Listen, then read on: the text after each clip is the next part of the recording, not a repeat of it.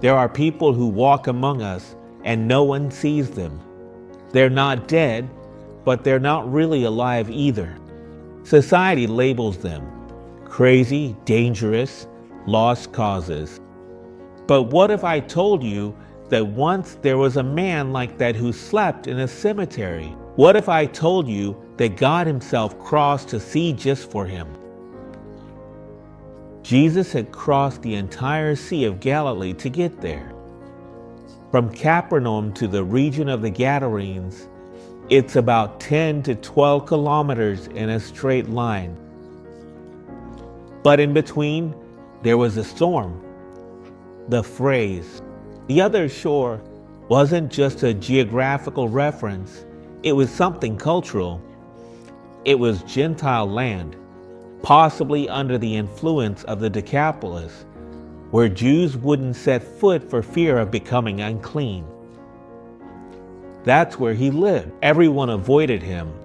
Nobody wanted him nearby. They tied him up with chains, and he broke them. He screamed at night. He hurt himself. It wasn't just a psychological problem. It was something spiritual. He was the living portrait of abandonment, fear, and chaos. What no one saw was that in that man, a spiritual battle was being fought in the flesh. I lost my name, I lost my voice, I lost control, and even so, he came for me. No one wanted to come here, not even my own people. They chained me up, exiled me, forgot about me. They say that once I was someone, that I had a home, that I had a name, but all that left with the screams. And always, day and night, I would wander around screaming. Not to get attention or anything, just because the pain inside was stronger than the silence outside. I would hurt myself with stones, not to die, but because I felt that only what was alive could feel pain. I had no clothes, not out of shame, but because there was no dignity left to hide. I slept among the dead, because deep down, I was dead too.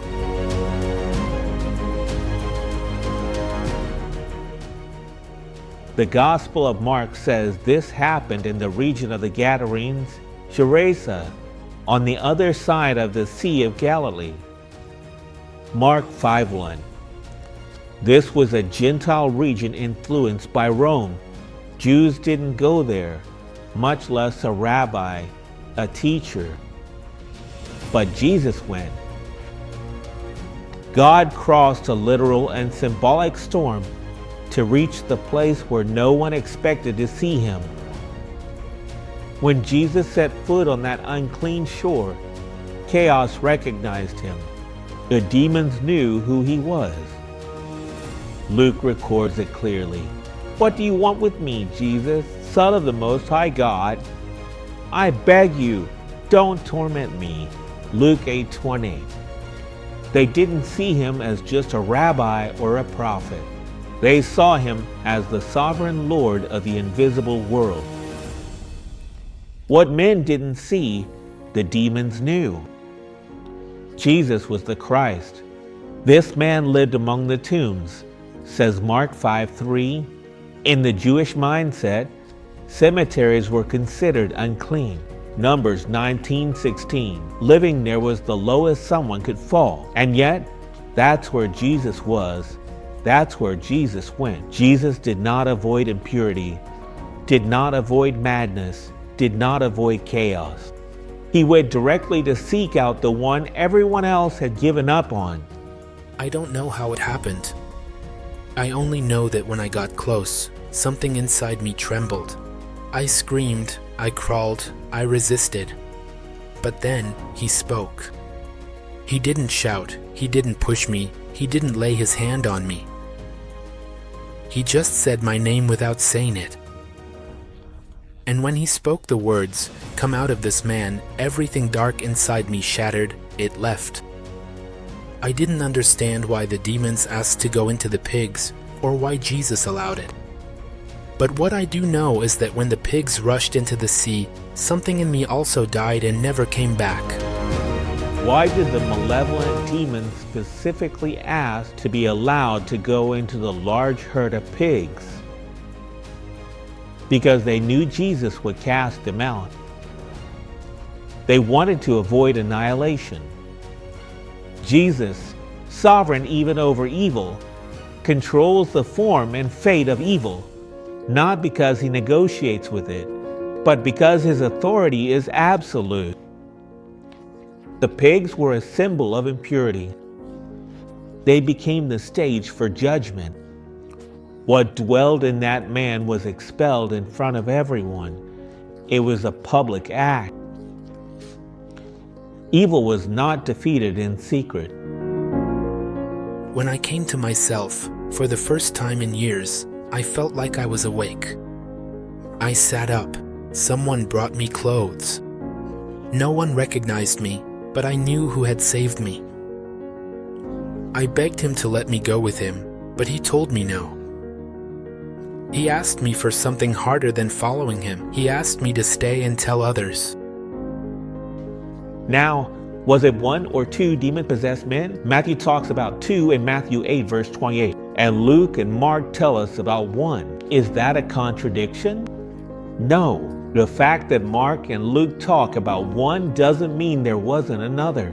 Matthew mentions 2 because his narrative style tends to be more complete in scenes of power and legal testimony. Let me explain a bit. In the Jewish world, 2 witnesses validated an event, Deuteronomy 19:15, and that can influence the way he tells the story. Whereas Mark and Luke, on the other hand, focus on 1. And why is that? Because that 1 was the one who played the main role in the radical change and became a witness for Jesus in the Decapolis. Mark 5:20. The other one was possibly freed as well, but he didn't play a central role in the redemptive narrative that unfolds afterward. When Jesus arrived, the man ran toward him, and what was inside him shouted the following, "What do you want with me, Jesus, Son of the Most High God?" Even in the midst of his storm, something inside him knew who Jesus was. Jesus didn't have to raise his voice. He didn't organize a campaign. He just said, "Come out of this man, you unclean spirit." Because with Christ, authority isn't forced. It simply radiates. The man was set free, and when people came to see him, he was sitting there, clothed, and in his right mind. Mark 5:15. Maybe you don't sleep among tombs, you don't scream at night, you don't break chains with your hands, but there's something in you that's been tying you down for years. Maybe it's not visible, but you feel it, that inner voice that won't be quiet, that guilt disguised as success, that emptiness you fill with noise, with work, with relationships, or with humor. You're among tombs, even if on the outside you look alive, and you've learned to live like this for a long time. Walking among people without showing that you're falling apart inside. Some people live like this their whole lives, others give up sooner. But you don't have to stay there, because even if no one else comes for you, Jesus crossed the sea for just 1. He isn't scared by your story. He doesn't back away because of your wounds. He doesn't need you to clear the way for him to come close. He goes where no one else will, to that part of your life that even you have avoided. And he doesn't come to ask questions. He comes to set you free. Maybe you don't understand everything, but you don't have to, because when he speaks, something inside you recognizes him, as if your soul knows, this is the one I've been waiting for. And maybe you didn't realize it, but Jesus crossed an entire sea just for you.